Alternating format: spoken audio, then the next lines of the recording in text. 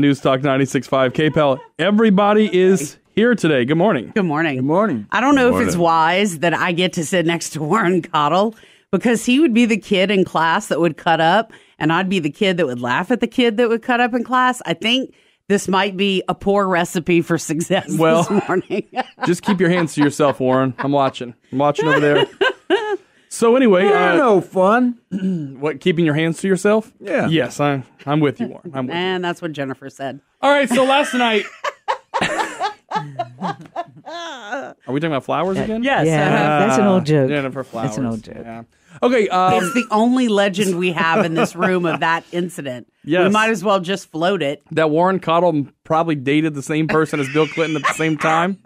Which was not Jennifer Flowers. Okay. I don't know. You and Bill Clinton are Eskimo brothers? We're friends on Facebook, Jennifer and I are. But. Going down to the EBDBBNB? So not everybody's going to get that joke. Okay, let me get y'all back on track. Let me just bore y'all, okay? Let's all board the train and get back on the Wingin a Wednesday train. Let's board the train. Last night, Carol, there was some confusion, I think, on multiple levels. It seemed as if Teresa Elberson, the director of the library, was confused they were going to be talking about the budget. That's one. It was also some confusion about what the millage pays for versus what the bond pays for.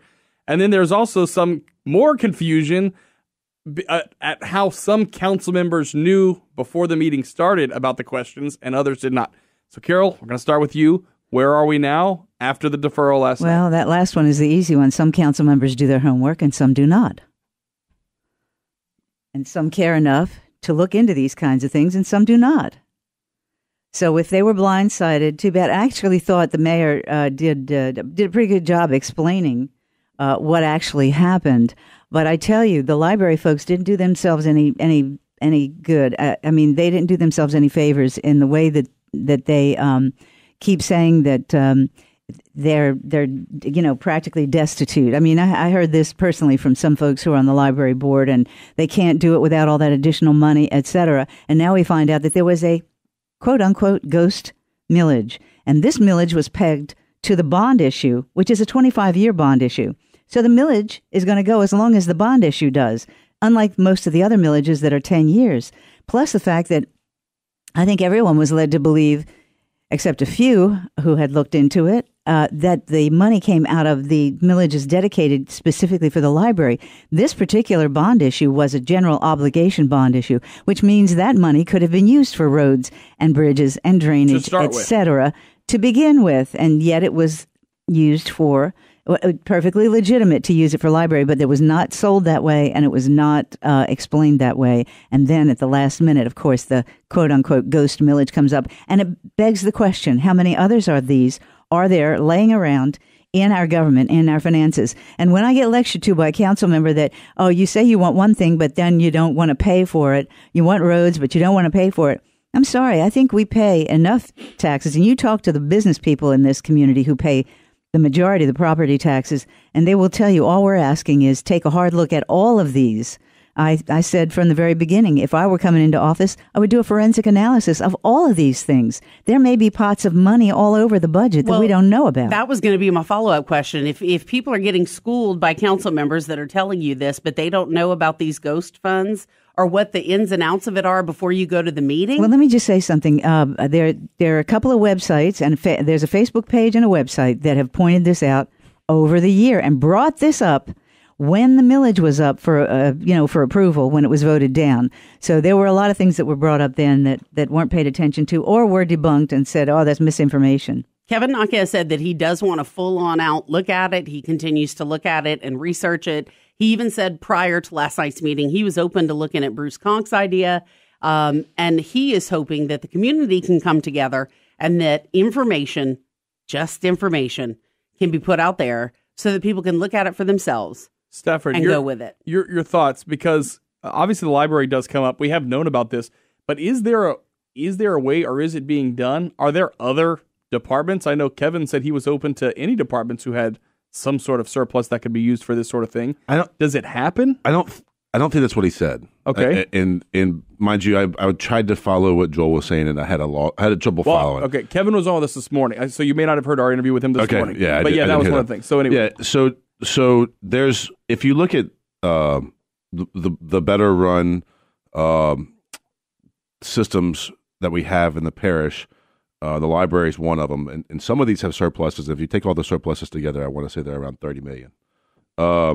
The identified roads and roads only overlays, we're at $100 million. Stuff that's been identified that needs to be done. So you could take all the money that taxpayers voted to put towards these things, specific, and then ask the taxpayers to change their mind, try to get that back, and put towards roads only, and you'd cover about 30% of what needs to be done, and you wouldn't touch the second phase of drainage. Mm-hmm. And what Joel's asking to do is touch drainage. I think the council did the right thing last night, because what Joel met with two councilmen. He met with Terrio and Blanchard, and those are right now the voters that Joel feels he needs to win his second term, are Terrio's voters.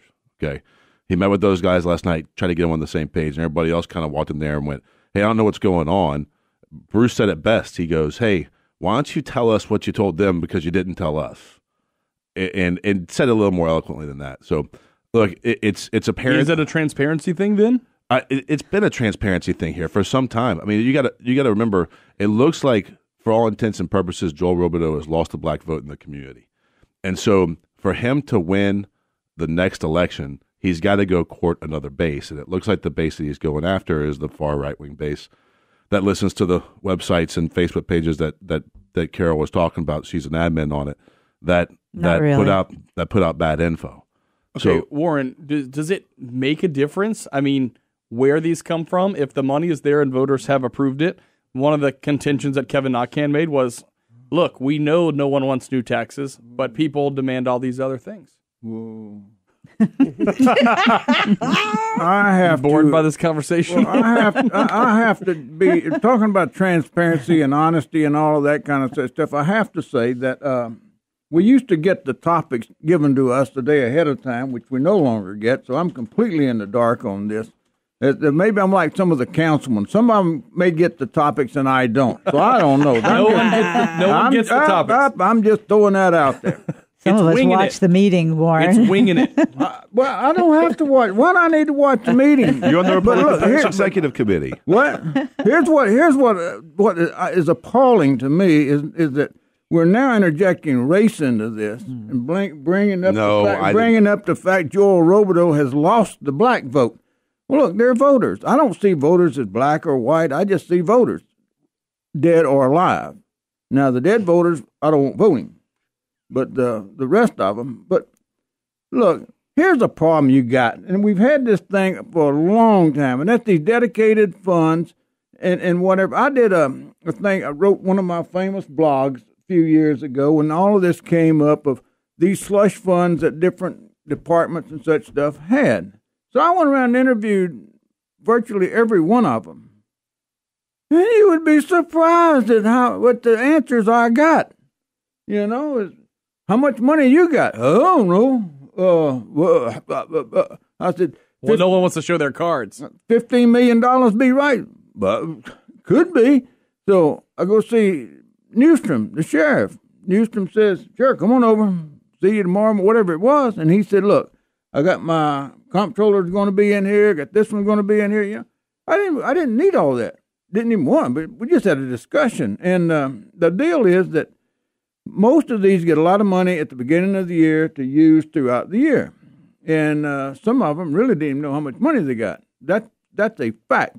But it's also a fact. You got these dedicated millages and such stuff, and they start accruing, and they just start getting laid up and built up and built up and built. And that's where the real problem comes in, because then you get into this thing, well, we got to spend the money. We got to spend the money. And that's why you had this town in California that had about 2,000 people in it, and the mayor was drawing something like a $700,000 a year salary with a chauffeur and limousine and such stuff as that, because they had... And they just didn't know. No. Are they... Was it just willful ignorance, though? Probably. Yeah. But, but then again, there was a deal in Dixon, Illinois. I saw it the other day, Dixon, Illinois. You had the lady who was the chief bookkeeper had embezzled something like $30 million. over a period of about 25 years or something, you Took know? them that long to catch her. Yeah. You know, See what I mean? I mean, there could be stuff all over.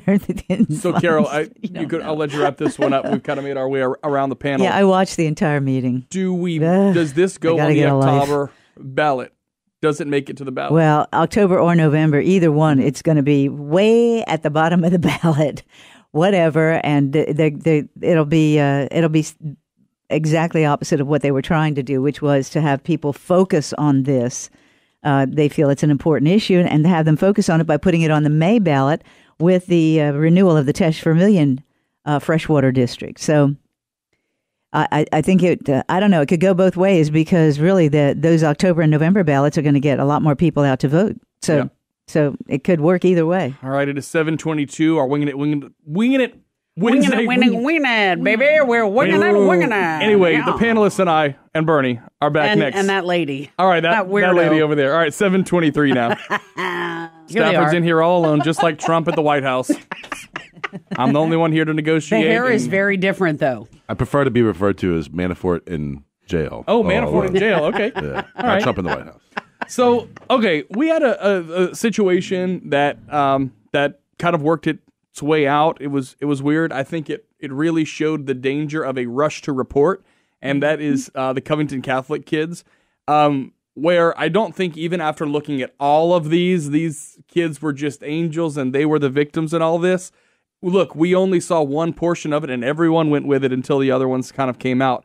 The part, I think, besides what was actually going on, what was actually said, is the thought that, you're in high school, you're going to eventually want to go to college, you're going to want to eventually get a job, and people are going to know your face, from something like this. We had our own issue in Eunice where the diocese is involved in a picture that was posted on Instagram, a group of kids eating Popeye's chicken with a thing that said Happy Martin Luther King Day with a chicken leg next to it. And, I don't think there's even an age where we can say anymore, oh, well, they were just being kids, because now everyone's kind of on this level playing field where everyone's on, it's not a schoolyard, everyone's on Instagram. Stafford, we'll start with you. First of all, what is the lesson in all of this? I mean, I think so many lessons could be pulled away from it. So I remember in first grade, and this is a little fuzzy because it was a long time ago, but my teacher told me, they're like, hey, you get in trouble, we're writing you up, and it goes in the file, and it follows you for the rest of your life. Follows you till you get out of school. Yep.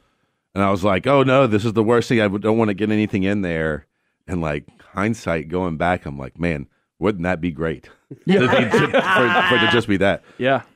This is, if you look at Alexandria Ocasio-Cortez, her video of her lip singing to a song was a topic of discussion for conservative media here recently. Everything that you put on the internet is gonna be there for a long time, and now we know that if you look at Twitter and other sites, they have bots that scrub it. Right? They said then they go back, if you're deleting tweets, it saves it before you can delete it. Because it starts to see the trend of you deleting things off systematically, yeah. Yeah, look, and what happened in D.C., I'm withholding judgment on it because I still don't really know. I think it's one of two things. Either the kid was acting in bad faith or he was acting in good faith. I don't know which one it was. The hard part is, even if he was acting in good faith, it shined a light onto the actions of what's going on with some of the kids in the school. We've seen pictures of them in blackface in the stands during games. We saw a video of somebody at that rally saying it's not rape if you enjoy it. And we've seen priests come out and say, if you're going to go out and protest on behalf of Catholics, you don't do it wearing a MAGA hat. So, and that's just one priest's opinion. I'm not saying that that's the universal opinion from the Catholic Church. So, look, these guys, there's going to be consequences for this. I think that, we saw a picture of a bunch of high school kids doing a Nazi salute here a couple months ago. And the internet doesn't forget that kind of stuff. And this kid is going to be in a bind. Warren, your thoughts? There was no Instagram, I would imagine, when you were in high school doing crazy things like this. No, there was not. But, first of all, please don't inject any damn morality into this thing coming from the Catholic Church. talking about what's right or wrong. Don't go out there protesting abortion wearing a Make America Great Again hat. You know, what I say do, clean up your own damn mess first. You know, Ray Mouton just wrote another thing the other day about Pope Francis, who had a bishop in Argentina that was charges brought out about molestation of seminarians, and the same thing with McCarrick was in Washington, D.C. And so what happened? Francis takes that bishop and takes him to Rome, to the Vatican, and I think made him like the second-ranking person in the Vatican. So yeah, you pulled him out of a situation, but was it a promotion? Hell yes. Yeah. It's not only what it's you're a saying. promotion, but it's the same old thing. Cover it up, let it go. So these kids are an easy target. You know, we don't stand for that. We don't stand for that. You know, it's totally disgusting. And that you know, I don't know what happened in Washington D.C. and I really don't care. But I do know this: that you had people out there taunting other people simply for their political views who weren't doing a damn thing other than wearing a cap that belonged that was the one of the presidential candidate's slogans. Mm-hmm. You know? Yeah. Now that's who the whole focus needs to be put on. Is a group that was taunting them. I don't even know who they were, but I heard about it. Yeah, and that's what it's funny really 'cause, started it all. Yeah, there's a bunch written because someone has found that the leader of that group and the leader of the guys who were first starting taunting them. I think they're black Hebrew. Israelites. Black Israelites. Yeah, and they were yelling things at the kids like Terrible things. you're the product of incest. You know all this. I mean, Not only to the kids. to everyone who was there. To the Native Americans, exactly. too. So then what ended up happening, I think things bubbled up. You had tension on both sides. Look, like I said, the kids aren't angels. But I think they just got revved up. The other side got revved up. And then the Native American who ended up in there, I think Now, he that's the thought he Native was American trying who- to do something, Now, that's but that's the Native American who was a Vietnam veteran. he was a No. Vietnam era Vietnam era veteran. He But he didn't fight in the claimed- war, but And he has been involved in other incidents where he's created made-up stories about kids dressed, at a fraternity party that he would just happen to be walking by. This was up in, I think, Michigan, in Ypsilanti, Michigan, University of Michigan. That's a long time ago, but he has a history of doing this sort of thing. Now, let's get down to the real facts. yeah. You watched that 1-hour video, which I did before I went on the air, before I said anything. There's There's one that is actually an hour and 43 minutes. that- Yeah, Yeah. something like that. Yeah, you watched- Right. okay. Exactly. That's I great, watched Bernie. almost all of it. And I will say this. The black Hebrew Israelites were, the kids, let's say this, let's set the stage. The kids were there after the march, after the Right to Life Waiting march, for which their of bus, course right? puts them in the crosshairs of every leftist in the world. They were there for a Right to Life march. They were waiting for the bus. These black Hebrew Israelites started taunting everybody in sight, the kids, the Native Americans who were there, etc. Now, this Nathan Phillips tries to position himself as a hero that he wanted to get between because he could see the tension building and he wanted to get between the two. So what did he do? He went up to the kids. He didn't confront the guys who were throwing out the epithets. The kids were just standing there waiting for the bus. They didn't go and confront the black Hebrew Israelites. They went and got in the face of the kids, and the kids just stood there. They didn't act out anything. They didn't really act out anything. If you look at it, I mean, he had a stupid look on his face. They were but being a little bit rowdy. They were saying things. They're they were teenage kids. That's They were what- doing cheers. They were doing that's- cheers before the Yeah. Native Americans came over beating the drum, and the kids thought he was coming over to beat the drum stop along them. with the chant. This is what I read online, and some of the kids had said this. So there's, but for everyone to immediately vilify these kids because, number one, they're wearing Make America Great hats. Number two, they're white Catholic boys. Number three, they just came from a Right to Life march. So I think everybody should just step back and take a deep breath. But what you see posted online, celebrities who supposedly love each other, who admonish us on a daily basis that we have to be more tolerant and loving, are asking for them to burn down the school. These people should be burned at the stake. They should be beheaded. They should be, I mean, it's totally out of proportion Bernie, to what actually happened. I've read correspondence going back and forth. I'm on a feed. Dr. Robert Buckman, who was one of my instructors in a course at UL Lafayette years ago, I have always been on his feed, me and about like a million other people that were his students. And, I have clashed with him from time to time on different things that I have questioned or et cetera. But we do that whether we're in person or via email. Anyway, I read with interest what he has had to say about this and how devastated he was that this is what is passing for the profession now. Yes. Is that people do not understand. You have people writing stories, quote unquote, who have no understanding of what the ethics and standards are of broadcast journalism. And he seemed almost heartbroken in the different emails, and I understand where he's coming from. It's almost as if people care only about their agenda and not about the truth. And being first. And being first. That is the breaking news. That's right, because people are click happy. We all know that. And look, that is what it is, and that's just going to always be that way. But here's the problem also, Bernie. This is coming on the heels of the BuzzFeed News thing. And what we had was a whole weekend of, if true, such and such. If true, this. If when true, did that. we get to that? Yeah. When did we get Why didn't you find out whether it's true or not before you start doing that? When we got to that. And that is the problem, in my opinion. And it's just me, and I'm a lowly little person, and I get it. This is where we have gone off base. It's fine for people to get their news, quote unquote, from areas. But, if you don't go to a lot of different sources and look up and see, okay, well, this happened and this happened and this happened. If you're on Reddit and you think you're getting your news, unless it's an actual link to an actual story from a reputable news organization. Or that official saying it on camera. Or that official actually saying it on camera, then you're not getting the truth. Warren, weigh in. You're talking about we've gone off base and blah, blah, blah. That's news for the news media for 100 years or more.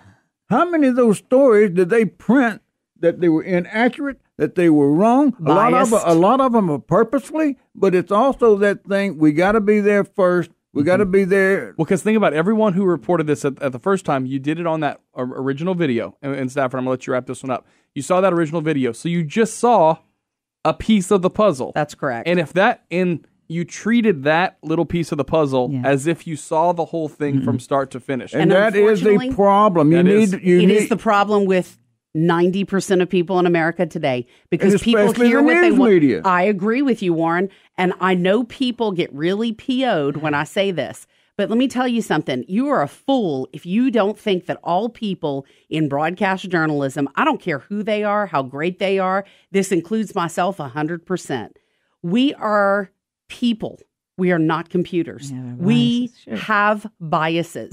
It is our job as journalists to try to put the bias aside. Notice I said try, because it's not always there. You grow up in an environment, and what things that you hold to be truth, maybe somebody else looks at that and says, okay, that's crazy. But people who are in these national media companies who try to say, I'm not biased. Well, no, you're a liar, because you're not a computer. You gotta work through You're a it. human being. very good. Hey, Bernie. And I will say this. Find organizations as well who are publicly not afraid to say Absolutely. that I don't care about being first. That's right. And as the person that manages all the editorial here at KPEL and how things go, I don't care about being first. I brought this up yesterday. It has been reported twice at the top of TV newscasts that missing teenager has been found. Remember? And guess what happened? She's still not been found. Mm-hmm. And, and there's this rush and you move everything. And that is how the business has always worked. You get the call into the newsroom, you go out there. But you have to have good editorial managers who are able to say, tell me who your source And be was. your own good editorial manager. I've been telling Stafford I'm going to get to him. And I'd like to point out something as well. Look, I've specifically reserved judgment for a reason, because I still don't know how to feel about it. And I think that that's the most logical place to be for most people right now, because the videos don't show anything definitive.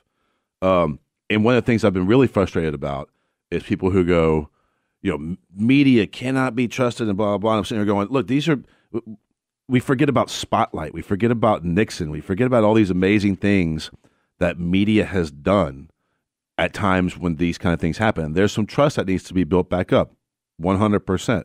Carol mentioned the BuzzFeed thing. Was it irresponsible for BuzzFeed to come out and do that? Yes.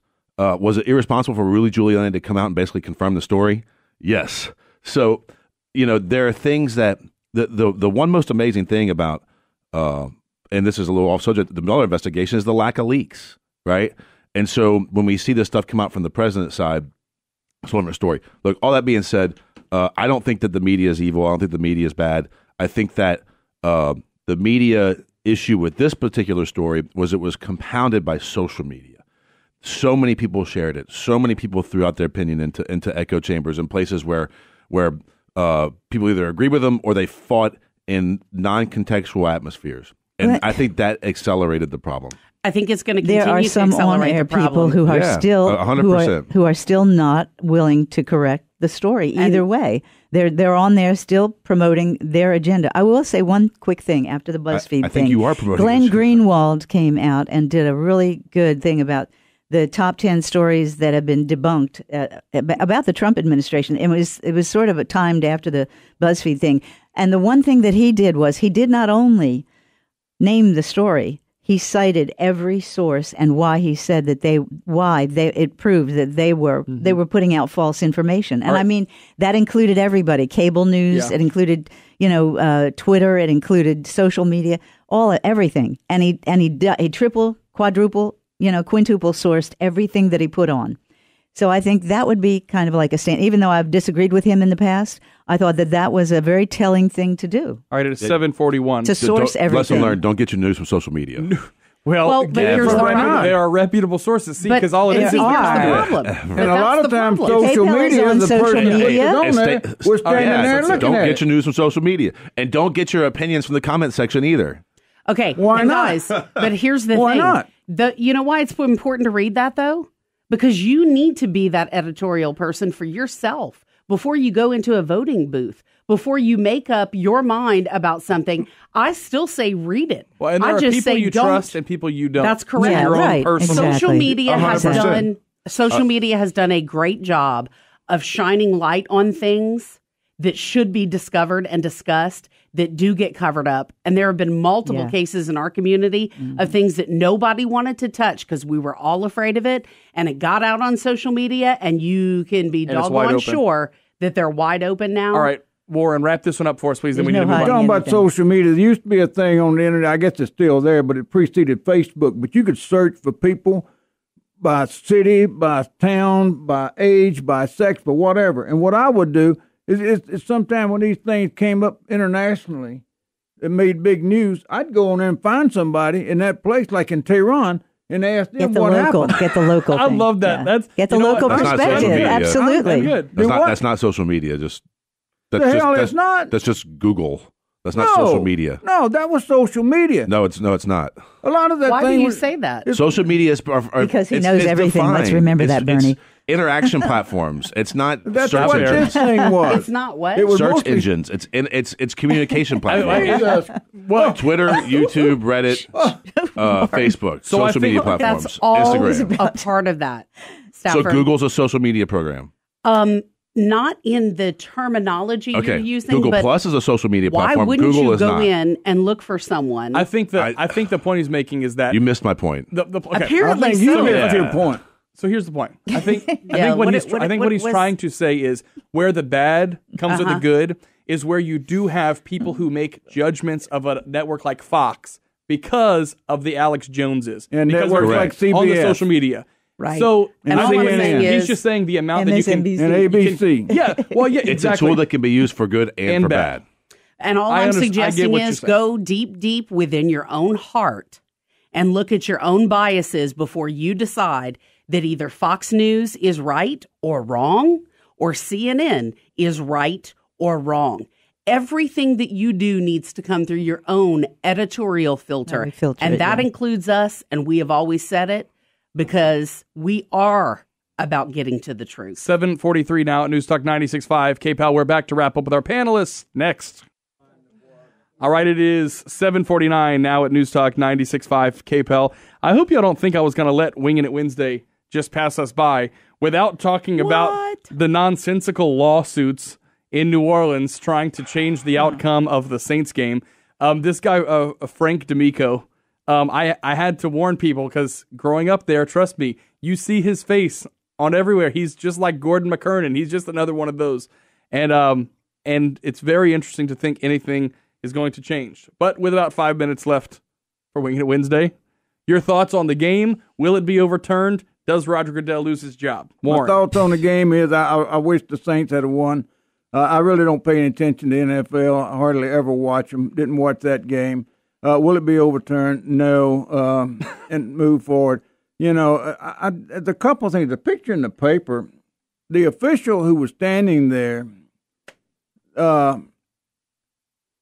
don't know what he was. That was field judge, back judge, or whatever he was. That should have made the call and didn't. That's one thing. The only thing I think that could happen to overturn it or whatever is somebody can come out and say or can prove that he had a reason to let that play go. Yeah. In other words, did he have a bet on it? Mm-hmm. Did he have bias? Had he told somebody ahead of time, that I'm going to do everything I can to help the Rams, which normally they don't. But it was really, really flagrant. And they were discussing it in the lobby before we came in here, something about, one official was going to throw a flag and the other one looked at him and waved him off. And that shouldn't happen. You have one referee on that field. And that's the guy who used to be in the white hat. I don't know what he's wearing now. But you have one referee. He's the head official. He wore a Rams jersey just to he is the head official. He can overrule.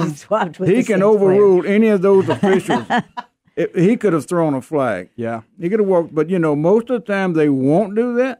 But still, when the offending player says, I did it intentionally. Yeah. I know. And then I looked up, I think the football gods, dumb. and I moved over. Carol, I think the interesting part about this, I'm happy that you said that's where you think the traction will be. The traction, in my mind, will be that the NFL has been a huge lobby for sports betting in states. And you had this one sportsbook in New Jersey that gave everyone's money back. All right. And that's the part where I think you might be able to, because what do you say? You say you made the bet, and this is what part of the Frank D'Amico lawsuit. You made the bet on the assumption that the rules of the game were going to be followed. Well, that's pretty much what he stated in the lawsuit. The Saints were ripped off. There's no question about it. I mean, and it was so blatant. It really was blatant. But I'll give credit. I'll tell you what. I give credit to Gail Benson. I really do. This has been a season of turmoil for them. I mean, they overcame a lot because of the loss of Tom Benson and all the family over the past couple of years. All the family, all the fighting, and the infighting, and all that sort of thing. And there was a lot. There were questions about whether she was going to be able to carry on the tradition, et cetera. I think she's done a heck of a job. And the letter that she wrote afterwards was absolutely it was the right thing for her to do. Tom Benson would have been proud for sure. Yeah, absolutely, it was the right thing. But do we know that the NFL is one of the most corrupt organizations on the face of the earth? Yes, we do. All right, Stafford, you had a front row seat to this because I happen to know what section you were sitting in. Yep. And it happened just below you. It happened right below me. Mm-hmm. Yeah. Yeah, so look, I'm a season ticket holder. Mm-hmm. I think I'm the only person in the room that is. Mm-hmm. You feel like it's a crappy investment? No. You might want to get the beep button ready for this. No, how about you just don't do it? Hey, I've already had one heart attack. I can't take two, Big Daddy. Listen. Come on now. If you sign the petition or you support the lawsuit, you should shut up and not talk about sports ever again. The Saints had plenty of opportunities to win that game. It was a tough way to go out, and it's absolutely heartbreaking because if the foul was called, 3 knees and a kick would have given the Rams the ball back with 10 seconds left, okay? They're not going to go back to 2 minutes and replay it. They're not going to replay the game. It is what it is. Move on. Move on. Press the league for reviewable pass interference. Press the league for the coach's ability to be able to challenge plays within the last 2 minutes of the game. Yep. The College Football League does it. The Canadian Football League does it. Baseball does it well. And we've got this technology. We're not using it. It sucks, but move on. I'm proud to be a Saints fan. I'm proud of the players that we had on the field. Seeing Drew be the icon that he is in that city and the husband and father that he is amazing. Seeing that team work together and love each other was absolutely awesome. And I'm thankful that I got to witness it firsthand. It sucks that it ended this way, but it's time to move on. Glass half full. Mike Kirkpatrick, who's listens to the show from Texas, my dad loves to say, after this happened, he said, I'm just happy I get to watch this team play one more year because if they would have gone all the way, we know exactly what happens.